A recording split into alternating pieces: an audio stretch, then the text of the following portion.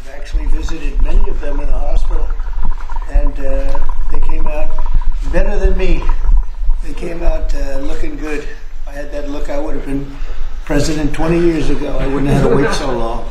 You look great, fellas. But many of them, I didn't even realize it at the time, but I visited many of you in the hospital. They did an incredible job. The doctors are absolutely unbelievable, the job they do. So we were having a little meeting, and at the same time, we're signing some very important legislation, what will become legislation. And right now, it's an executive order, and having to do mostly with education. And we have our Secretary of Education, Linda McMahon, who's been so incredible over the last few weeks. I've been watching her on television. I'd like to tell her she could do better, but she can't. She's doing it better. So I want to thank you, Linda. Fantastic. And we also have Commerce, and we have Labor with us today. And you have been, thank you very much. And thank you, Mr. Howard, thank you very much. And we'll take some questions after we're finished. Maybe I'll ask Will to step forward, and you can go through some of these. Also, Lindsay, you work with Will, two very talented lawyers, as you all know by now. Thank you, Mr. President. And we'll go through them. And Linda, why don't you come over here? In fact, why don't the three of you come over here? We also have a special guest with us today, sir. Oh, that's right. Annette Albright. Where is Annette? Annette Albright. Charlotte Mecklenburg, school teacher. Very special one. Thank you very much. It's a great honor to have you. You have all sorts of awards for talent. That's good. Thank you very much for being with us. Appreciate it. Thank you.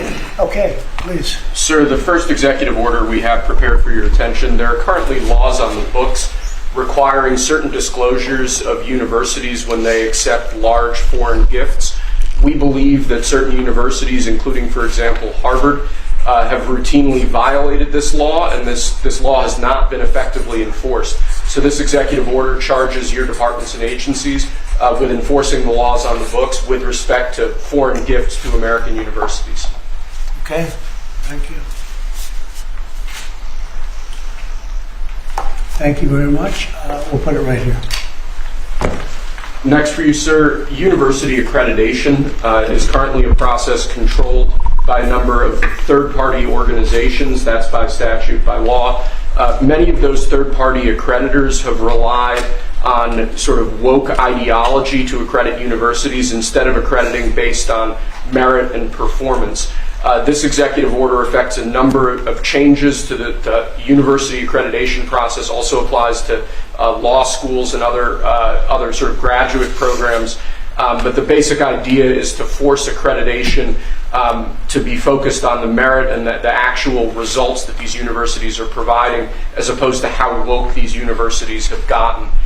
So we're setting up new accreditation pathways. We're charging the Department of Education to really look holistically at this accreditation mess and hopefully make it much better. Will we look into the past people that they've taken? For instance, I hear all about certain great schools, and then we read where they're going to teach people basic math that we can all do very easily, but they can't do. They're going to the top school, and they come out with a program of teaching basic math to somebody that got into a Harvard or a Princeton or a Yale. Is that part of this? When universities are not performing appropriately, whether that's in admissions or whether that's in their actual instructional activities, that's certainly something that accreditors should be considering, that right now we believe they're not doing a good enough job of, and I think Secretary McMahon could probably speak to that better than I could. So they're allowing people into school that can't do math, and yet kids who've worked really hard and number one in their class in a high school someplace in New Jersey or in Mississippi, they can't get into the best schools. What is that all about? Yeah, and I think that gets to your policy, sir, of meritocracy, that we should be looking at those who have real merit to get in, and we have to look harder at those universities that aren't enforcing that. Okay, thank you. And this pretty much does it, right? Yes, sir. Thank you.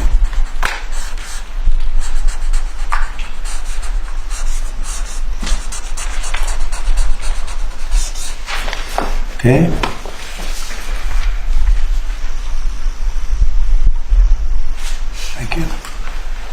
So Sir, during your first administration, you made promoting historically black colleges and universities, HBCUs, a major priority. This executive order takes existing law on HBCUs and brings it into effect. We're going to be setting up a White House initiative on HBCUs. The basic idea here is making sure that every aspect of your administration is working to ensure that HBCUs are able to do their job as effectively and as efficiently as possible.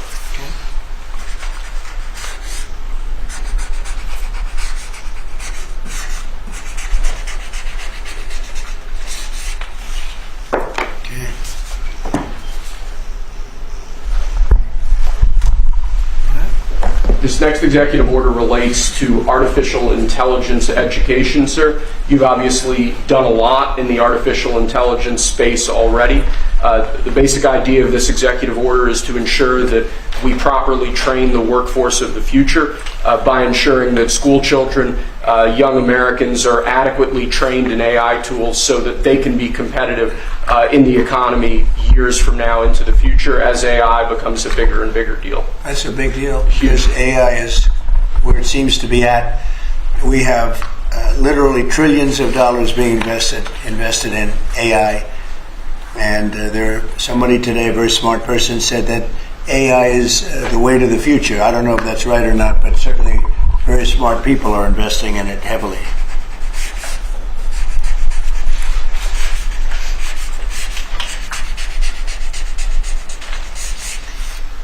Good.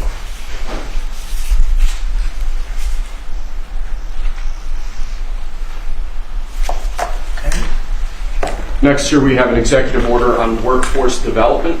This executive order is going to charge numerous departments and agencies within the government to reshape the way that we do workforce development. One example from the executive order, for instance, we're looking to get the total number of apprenticeships, new apprenticeships, up to 1 million in the country to ensure that in critical jobs areas, in areas where we currently don't have enough trained workers, that we're recreating that pipeline to ensure that, particularly as we onshore industrial jobs and new industries, that those industries have the workforce they need to be competitive globally. Okay.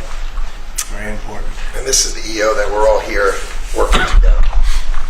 And in a way, this is like a training center, right, for what we're trying to do, which is jobs and great salaries. These are great salaries, too. Right, it's exactly. So all those factories that you're bringing in because of your trade policy, we're going to train people in trade craft, bring back trade craft to America so that people can work in these factories with great paying jobs, and we're going to train them, and we're going to remake the American dream for all these people. We're working together. That's right. Right, Lori? Absolutely. This plays right into America at Work Tour, which I have kicked off. We will work with our state partners and work with our businesses to see exactly who they need in that workforce, and we will skill and upskill these apprentices so they can get right to work and get in the field and build back this economy for exactly living the American dream.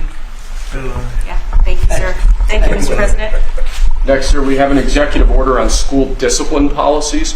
Under, I believe it was the Biden administration, first Obama and then Biden, the Department of Justice issued guidance that made it almost impossible for schools to enforce adequate disciplinary policies.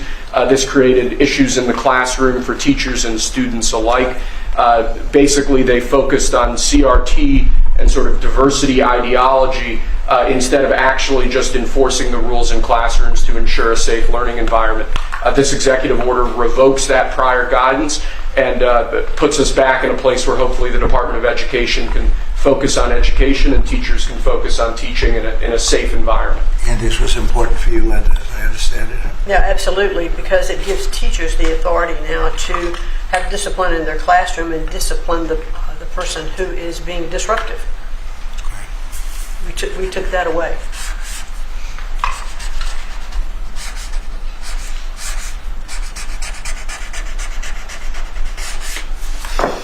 Okay.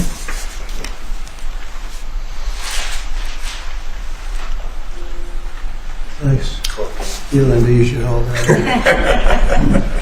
Lastly, sir, we have an executive order on disparate impact theory. This is a theory that underlies a lot of the modern DEI and CRT-driven diversity culture. The basic idea here is instructing your departments and agencies to no longer rely on disparate impact theory as they're regulating, as they're issuing guidance, as they're making rules. We want to focus on results. We want to focus on actual fairness. We want to focus on merit, not things like disparate impact theory and the whole sort of diversity, equity, and inclusion cult. It's getting out of that, huh? Yes, sir. After being in that jungle for a long time.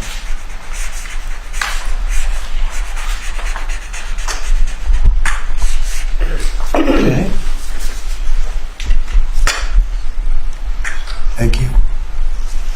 Very good job. Thank you, sir. Very much. Appreciate it. Very much. Would you like to introduce again Annette, and perhaps Annette wants to say something? We can do with that. Annette is right here. Yes, Annette. Yes, please come over. Would you like to have some comments to make? I know you're a former Charlotte Mecklenburg school teacher. I'm a North Carolina girl, so it's nice to be here. Yes, from New Bern. Yes. Thank you so much for having me. Thank you so much. I'm so honored to be here. This has been an 8-year journey for me to raise awareness to the violence that's in public schools and the critical need to address violence in public schools. Again, been doing it 8 years because most administrations like to keep the violence hidden.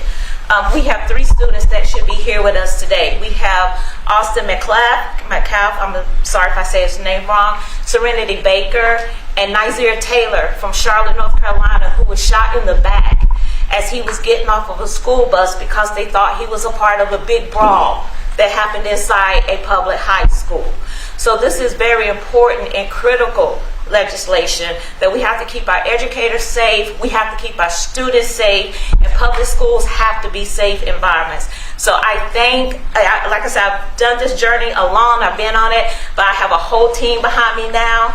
I spoke at the RNC and I told millions that Donald Trump and his administration was going to make schools great again, and I feel that we're on the right path, and I'm just honored to be here. Thank you.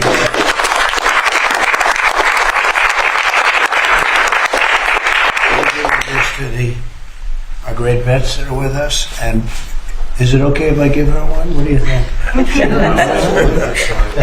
Thank you so much. I appreciate it. Thank you. Thank you. What an honor. Great job. Could I ask Sarah to speak? Gerardo? Yes, sir. Thank you. Tell us a little bit about these great gentlemen. These heroes, Mr. President, are extraordinary. This is my husband, Michael, and so many of our dear, dear friends who are here today. Many of them have met you, sir, in your first administration in the hospital, many times at Walter Reed. Right. And they've had long recoveries. Tomorrow, for my husband, marks 15 years since he was wounded in Afghanistan. Wow. And on that day, about 6 years ago, he had his 120th surgery post-Afghanistan. wow. And you came to see him at Walter Reed, and so many others. And we saw great reform in the VA. Access, same-day access to prosthetics, mental health care, and we know that that is back. We're going to, these gentlemen were saying, Alex here earlier was saying, in the last few years when he's gone to get a wheelchair, the VA has asked him, this gentleman, they've asked him to prove that he still has his injuries, as though maybe his limbs would grow back. And they unfortunately did not. Yes, and we've seen that many times. And so we're excited for you bringing back the VA Accountability, Mission Act, community care, that were the hallmark of your first term. And we're so excited, sir, to be here. We're honored to be here. And thank you for all you do for our nation's heroes. Thank you. Who's that picture on there? That is Joe Biden, and it says, "Let's go, Brandon." I'm saying, what was that picture? That's great. I told him he wasn't allowed to ask you to good. sign it. That's very good. That's very good. Well, thank you all very much. Would you like to say anything, fellas? There's a big chance. You have a lot of good people watching that believe in you. They happen to be the media, but they believe very much in you, like I do. Anybody? Mr. President, we're very happy with the energy that this administration is bringing, and it's an administration that does what it promises, and so we're behind you. We believe in you, and I think we all love you. We're going to speak for everybody. Thank you very much, and I'm going to get you a better hat. Say a better hat. That's a good one. That was the original. It was. That means he was there. I've been wearing it before it was cool. That's right. That's an early one. We'll save that one though, right? Yes, Mr. President. Thank you. Anybody, please? I'd like to say. Oh, go ahead. Oh, I was just going to say thank you for loving America, sir. Thank you very Thank much. you so much. Very nice. Thank you very much. True. Thank you. Fred Bennett just spoke, saved Michael Broder's life. And of course, he goes immediately to say thank you, as he was the one that saved Michael Broder, put him in the helicopter, and got him off the combat zone. Wow. So, Right there, selflessness Sean of these Chestnut. men is unspeakable. Thank you. That's great to you. Yeah, he's alive because of that man right here.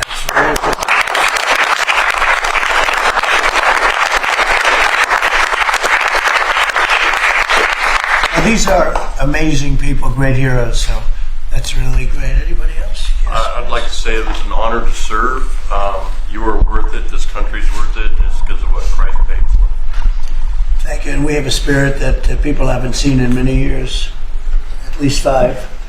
They haven't seen. I think even then, because we've been through so much for the last 4 years together, it was so bad. It was so bad what they've done to the borders, what they've done all over the place, and it's really an honor to be with you, all of you. Incredible. And I'm going to give you these coins, and I think you're going to really like them. I think they're the best. These are the best coins. And you have your choice. This is gunmetal. I don't know, soldiers like the black, but I think you like this one. It's okay. A lot of soldiers like the black. Here you go. What do you like? I'll go the black. Huh? See? I told you. These are choices. I'll take a black one, sir. Okay, look at this. Oh, that rarely happens. You're different, huh? Take a black one, sir. Oh, There you go. that's great. Call it the military. No, but isn't it, I always say the soldiers, they do like, it's gunmetal. What do we like here? That's what I heard, that it was I think gunmetal. the Trump gold is I'm giving him 2. We have 3 girls. One They're for going to this one fight. right here. We'll get another one too. Okay.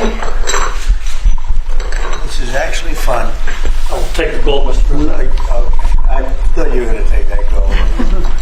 Okay. Gold one, sir. Okay. You got it. I had an opportunity to sail across the Gulf of America 2 days after you named it right. Oh, wow. It's been an honor. And now people say it routinely. Yep. They don't even think about the other. They say it routinely. That's been a ours. great honor for me. Okay. Take a gold one, sir. Okay.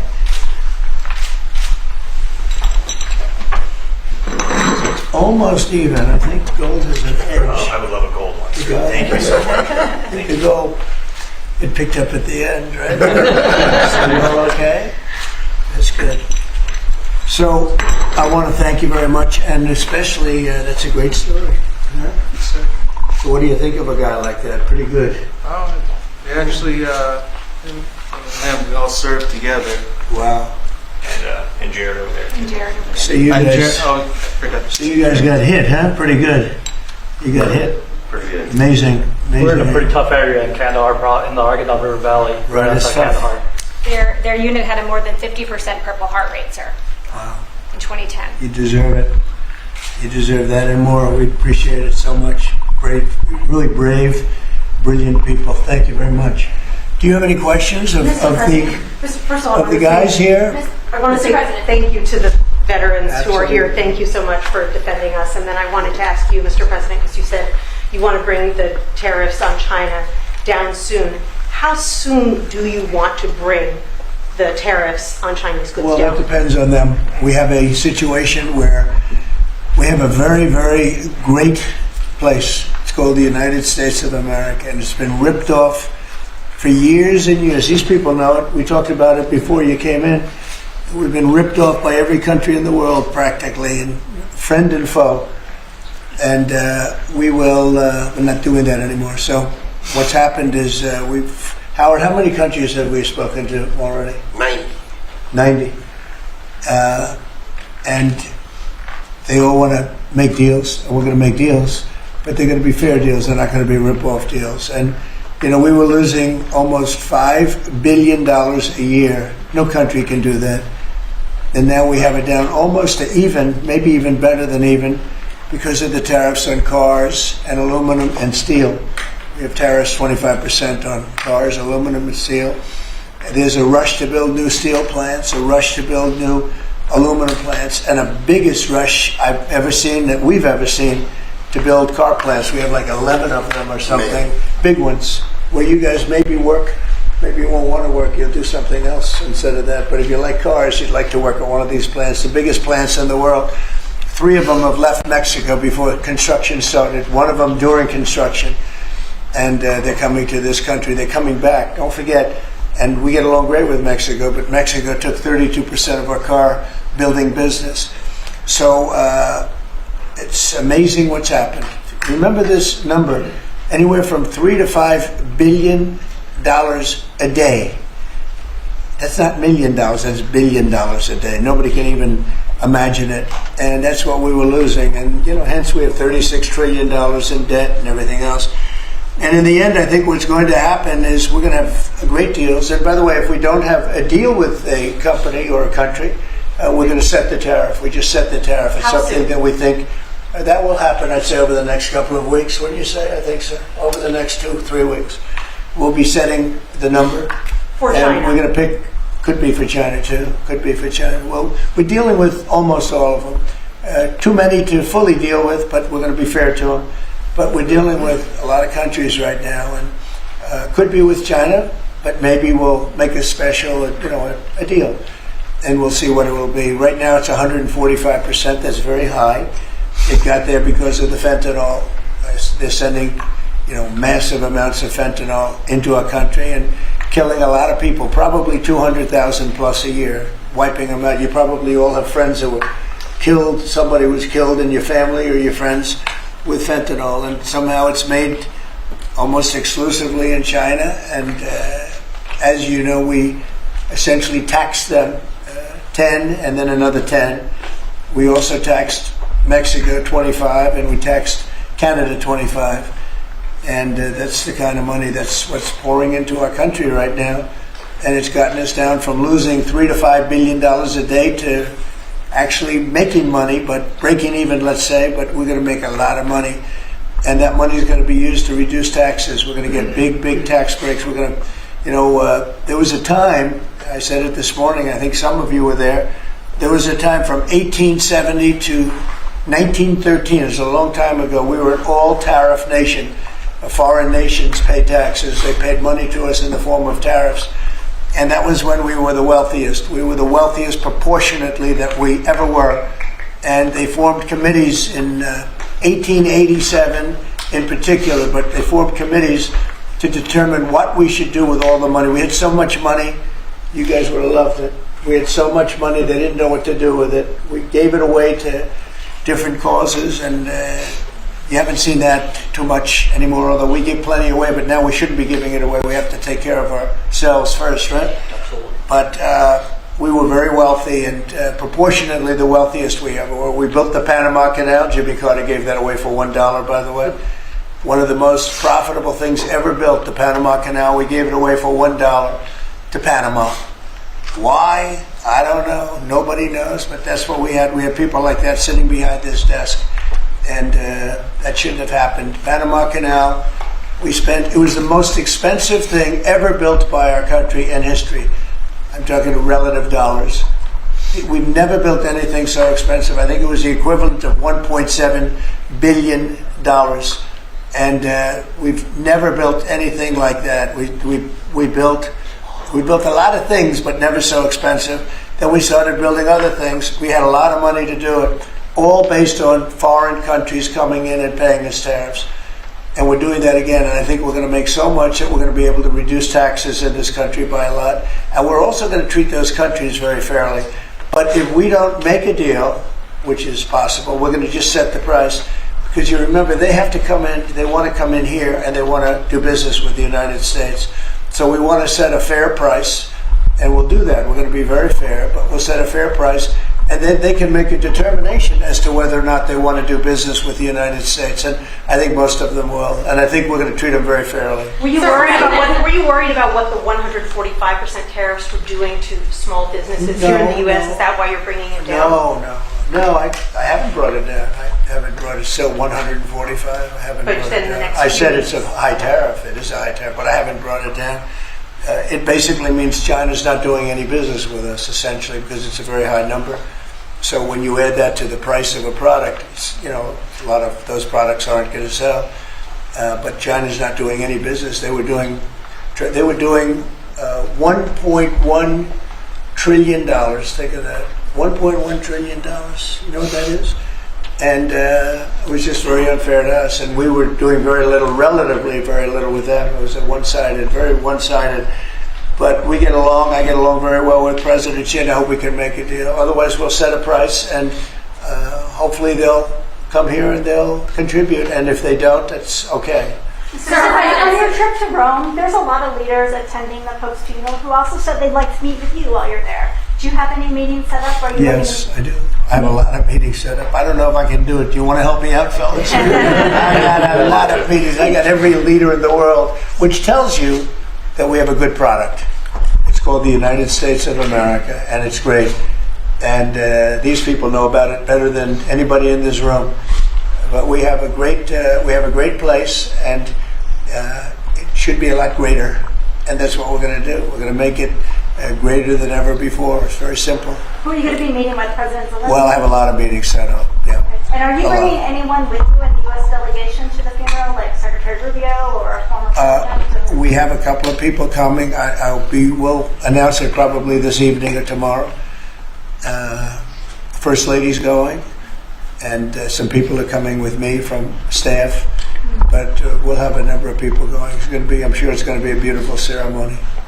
So, I had one on Ukraine, but I wanted to ask you one about veterans since they are here today, and thank you for your service and sacrifice. I wanted to ask you about the cuts that have been made, including with the VA. Can you assure that veterans like these men here, those that have been suffering from mental health issues or burn pits, for example, will be taken care of even with the cuts? So. In fact, they will tell you it's been better with me than any president in history. We had a 92% approval rating, which is unheard of, up 50 points from the previous administration in my first 4 years, and we're doing better now. And in fact, now they have something to call in doctor stuff where it's really become, modernized and great, where you don't have to go and travel sometimes long distances to get to a clinic or get to the VA.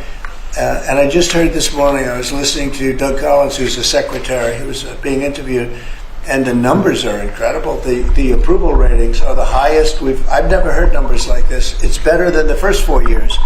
So no, there's no group of people more important than the people in this room. And I'm not talking about the media. I'm talking about these people right here. There's no group, and they're going to be taken really well care of. It's very important to me. And on the war in Ukraine, are you going to be meeting with President Zelensky? He's asked to meet with you this weekend. Will you be meeting with him this weekend? I don't know that he's going to the funeral or not, but I just hope he gets this thing solved, because we're losing about, think of this, 5,000. I was saying 2,500, and everyone was telling me that's low. 5,000 soldiers are being killed every week. Approximately. Think of that. Every week, 5,000 soldiers, but let's say from 3,000 to 5,000 are being killed. They're Russian and Ukrainian. They're not Americans, but they're Russian, but they're people. And they're humans. They're human beings. They have families. They wave goodbye to their son, and then they get a call that the son's no longer there. It's a vicious war, and if I can help solve it, we're not losing our soldiers, but we're losing soldiers, a lot of people. And if I can solve it because of a certain ability, that would be great. And if it doesn't happen, I will say that I think Russia is ready. And a lot of people said Russia wanted to go for the whole thing. And I think we have a deal with Russia. We have to get a deal with Zelensky. And I hope that Zelensky, I thought it might be easier to deal with Zelensky. So far it's been harder. But that's okay. It's all right. Have you had But I think we have a deal with both. I hope they do it, because I'm looking to save. And we spend a lot of money, but this is about a lot of humanity. This is the worst. I get the pictures, the satellite pictures. I've never seen anything like it of the fields after some of these battles. It's horrible that it's going for nothing. We would have never had this problem. You would have never had that war if I were president. I guarantee you that. And for 4 years you didn't have it. Are you going to meet with Vladimir Putin? Please. Are you going to meet with Vladimir Putin? I will be meeting in Saudi Arabia? It's possible, but most likely not. I think we'll meet with him shortly thereafter. What is Mr. Wyckoff going to present to the Federal Reserve Chairman Jerome Powell, during the Biden administration in the campaign, with inflation raging, he lowered interest rates 2 times.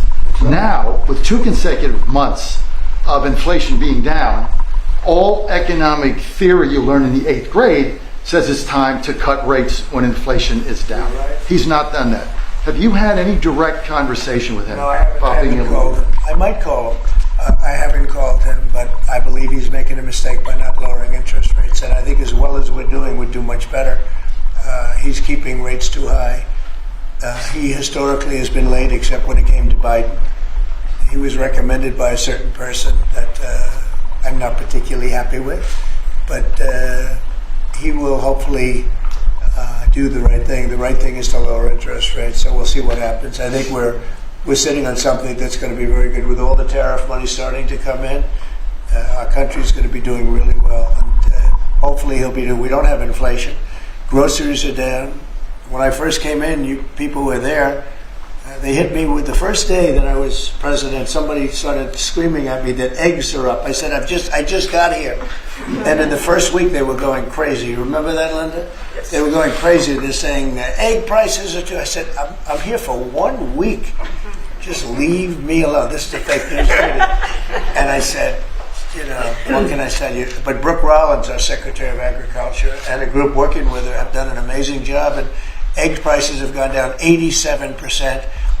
Energy now is down $65 a barrel. They have some energy selling gasoline for less than $2 in a couple of states. Alabama, a couple of great states, but all over the country, it's way down from what it was 6 months ago, 3 months ago. And that has a lot to do with the war. When Biden allowed energy to skyrocket, it just skyrocketed. It was out of control. Russia made a lot more money because they make their money on energy. And I kept saying, he supposedly wants to end the war, but he lets energy go out of control. Well, I've gotten it. We are drilling like crazy right now, and we have it down to $65 a barrel. It went up to almost $100 a barrel. And at that number, Putin and Russia made a lot of money. So I think one of the reasons, I think he has a certain respect for me, but one of the big reasons is oil prices are down. I think this is a good time to get the war settled. Thank you. One more question. Thank you for that question. For those of us that live here in the district, you said when you came in you were going to make Washington, D.C. great again. Right. One of the issues we've got right now is we understand there might be an imminent deal between the owner of the Washington football team, whatever you want to call them now, Commanders, and locally in getting the Redskins back to D.C. and RFK Stadium. That's on federal property. Right. Are you going to be involved in that negotiation? Yeah. And would one of the stipulations be they change their name back to the Redskins? Oh, I say, well, that's a little bit, nobody's asked me that one. Look, I think when the Indian population is a great part of this country, a great heritage. And we were talking about Massapequa, Long Island, the Chiefs, they call themselves the Chiefs. Well, the Kansas City Chiefs, they're not changing their name. A great team, great people, great owners, great coach and quarterback. I love the quarterback, like his girlfriend too, and his wife. His wife is great. She's been a big fan. His quarterback's mother is incredible. I like that team. They're called the Chiefs, and frankly, I see nothing wrong with it. They call them the Warriors, and not that team, but a lot of other teams, and all of these Indian surnames and different names. And I'm saying that I think that's a positive thing. And when you go back to Indians, they poll this. They don't know why these names are being taken off. They're trying to. I think it's degrading to the Indian population, and it's a great population, and they like when they're called by various names. Now, Washington. The Redskins, perhaps that's a little bit different, but I can tell you that I spoke to people of Indian heritage that love that name and they love that team, and I think it's I think it's a superior name to what they have right now, and it had heritage behind it, it had something special. But a lot of the names having to do with, different places, not just Indians, but I think they changed the name of the Cleveland Indians. Why would you take the name Indians off the Cleveland Indians? And now it's called the Cleveland something else. Guardians. Right? Guardians. It just doesn't make sense to me. So, we're about bringing common sense back to this country. And it may be popular or unpopular what I'm saying, and I've just said to you, he's a nice guy. He got a lot out of me on this one, but I think most people agree with me. I think it really is demeaning to Indians. But to change the name of the Cleveland Indians, as an example, to the Cleveland Guardians is not the same, and I'm sure it has an impact on the team. Sir, thank you, sir. Elon Musk said he'll be stepping back from his work with Doge a little bit and only dedicating maybe a day or two a week to it. How long would you like to see that continue, and how involved would you like to see him continue to be after? Well, first of all, I can't speak more highly about any individual. He's an incredible guy. He's a brilliant guy. He's a wonderful person. I've seen him with his family. I've seen him with a lot of his children. He's got a lot of children. He treats them good. He loves his children. But he's a brilliant guy, and he was a tremendous help, both in the campaign and in what he's done with Doge. And, we're talking about almost $200 billion and rising fast, because many of the things that we were looking at are now being found out to be fact. It's terrible. I mean, the fraud, the waste, the abuse, everything that's happened is just terrible. So I also know that he was treated very unfairly by I guess you'd call it the public, by some of the public, not by all of it. I say he makes an incredible car, everything he does is good. But they took it out on Tesla. And I just thought it was so unfair, because he's trying to help the country. But he has helped the country. I also want him to make sure that he's going to be in great shape, and I know he is. I mean, he's going to do great. He loves the country. He didn't need to do this. He did it. And I told him, I said, whenever you're ready, I'd like to keep him for a long time, but whenever you're ready, he's an exceptional guy. When you see those rockets go up and come back and land in the same gantry, nobody else can do that but this man. So he's just an incredible person, and he's a friend of mine, and he's a nice person too. He's a very nice person. He really helped the country, saved us a lot of money.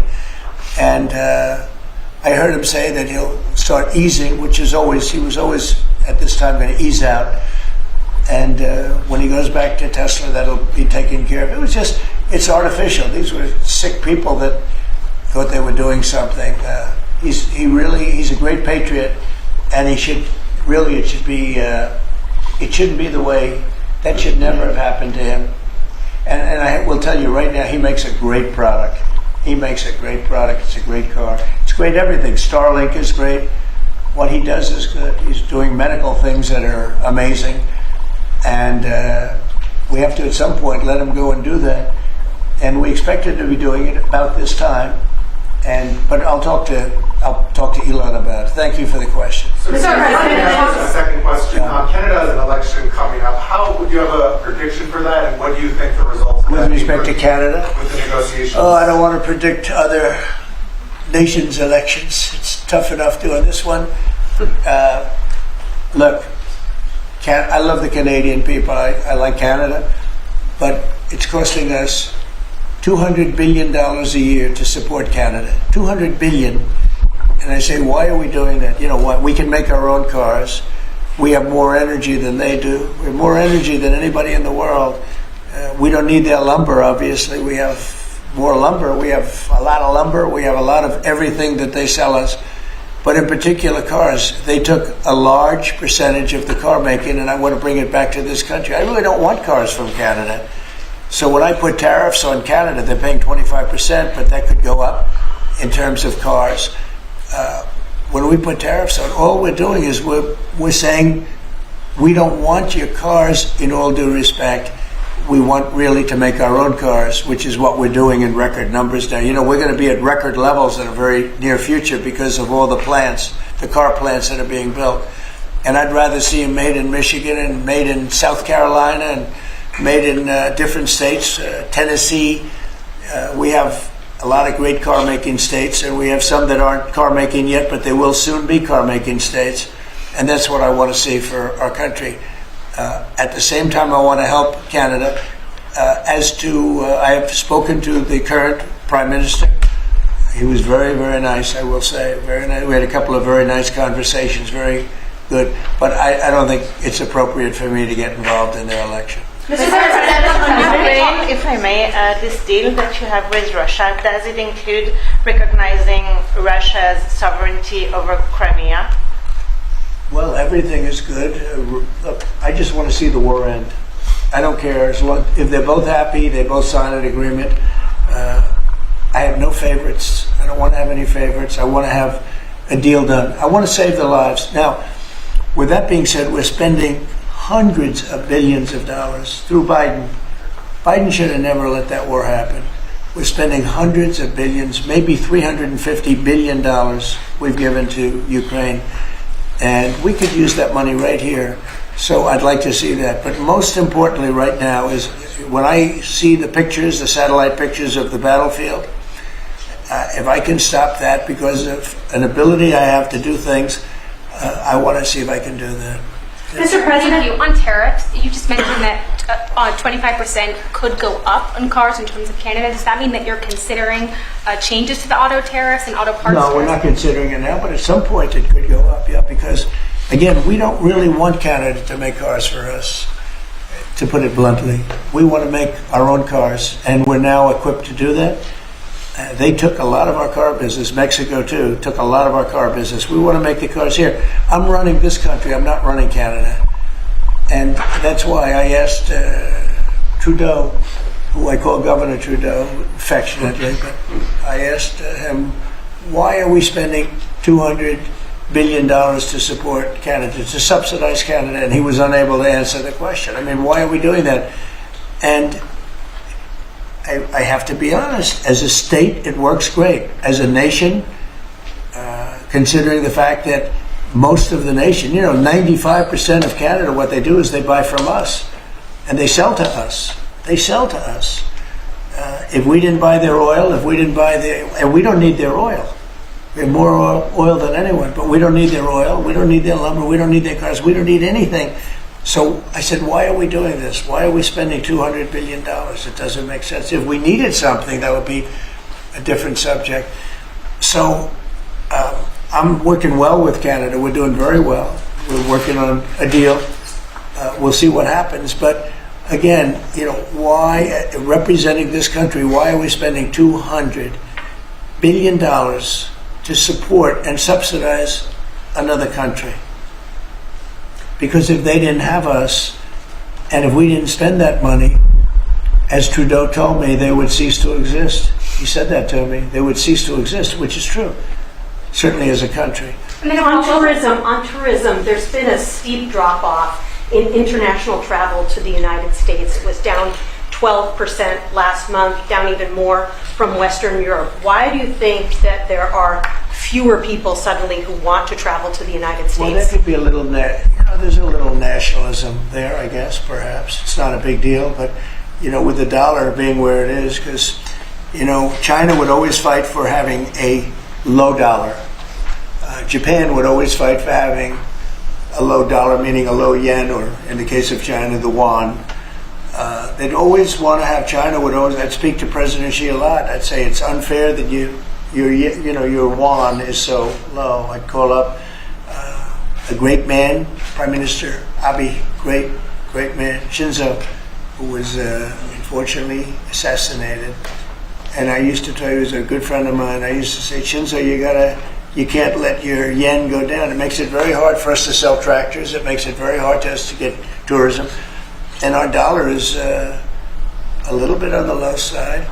And that means that a lot of tourism is going to come in. But I could see a little bit of nationalism at work. And I could see it likewise with us, not wanting to go to certain countries. But that will work out very easily. Do you think some people are scared to come here because they hear the stories of tourists who are detained for a few days or even a week or two? No, we treat our tourists great. We're the tourism capital of the world.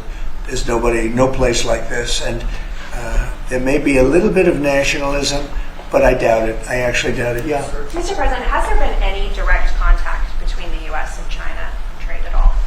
Yeah, of course. Yeah. And every day. Every day. And then secondly, would you support a millionaire tax? I think it would be very disruptive because a lot of the millionaires would leave the country. You know, in the old days, they left states. They go from one state to the other. Now with transportation so quick and so easy, they leave countries. You'll lose a lot of money if you do that. That would, and other countries that have done it have lost a lot of people. They lose their wealthy people. That would be bad because the wealthy people pay the tax. Okay? So how did the talks today go in London? Do you think that the asks from Ukraine and I think they went well. I mean, you know, we got to get two strong people, two smart people to agree. And as soon as they agree, the killing will stop. But yeah, I think they went well. Pretty well. So as you stay watching we understand that you, your economic team, many of them are here today. J.D. Vance has negotiated what's called a monster trade deal with India, like biggest one ever. Can you share with us what some of the framework of that might be? You said England. India. India? India. Muslim. They're not very complicated, these deals. It's about the tariffs. India charges almost more than any other country in the world. And believe it or not, we do very little business with India, other than the fact that I like the Prime Minister very much. He's a friend of mine. He was here 2 weeks ago, as you know. And we stood right outside, did a news conference. Unfortunately, the grass was very wet. It was very hard for people to stand on the grass. They got their shoes all ruined.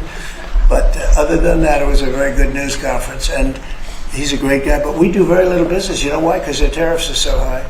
They have among the highest tariffs, higher than China. They have among the highest tariffs in the world. And I understand they're going to reduce those tariffs. But it's really sort of their problem, not ours. We do very, very little purchasing in India because and selling. We do very little selling. I mean, Harley Davidson, I said, how are you doing in India? This is about 6 years ago. They came to lunch as a great American company. They make the motorcycles. And I said, how are you doing in India, as an example? Well, we don't do any business there. Why? Because the tariffs are too high. I said, that's interesting. Well, what are you going to do? He said, well, we're going to build a plant in India. And that's what they did. I don't want that to happen. They were forced to build a plant. Well, essentially what we're doing is the same thing. Remember, there's no tariff when they build their plant here. And everybody wants to build because they don't want. And the higher the tariffs go, the more likely it is they come in and build a plant. You know, I mean, if it's 25%, that's fine. If it's 50%, you get more plants. 75, you get more. At 100, you get more than that. And they're all coming in at numbers that I don't think, Howard, there's ever been numbers like we've seen. Never. $7-8 trillion worth in 2 months. Because it took me a month to get started, in all fairness. But in 2 months, we did this. And now we're coming up on 100 days, first 100 days. And I think we're going to be close to $8 trillion. There was never any president that did even a tiny percentage of that. Okay, any other questions? Sure. One of the deals signed by your 100-day mark, and China is saying that we're threatening and blackmailing them into a deal. What would be your response? Well, I mean, China, look, I have great relationships in China, with President Xi in particular, but China has been charging us massive tariffs for many years. That's one of the reasons they were able to steal so many of our companies. They took our companies out of America, and they built their plants in China. And one of those things, so now we're reversing it, but at levels that nobody's ever seen before. No, we're going to get along great with China, I have no doubt about it. Thank you very much, everybody. Thank you, Russ. Thank you, Russ. Thank you. Thank you. Thank you. Keep going.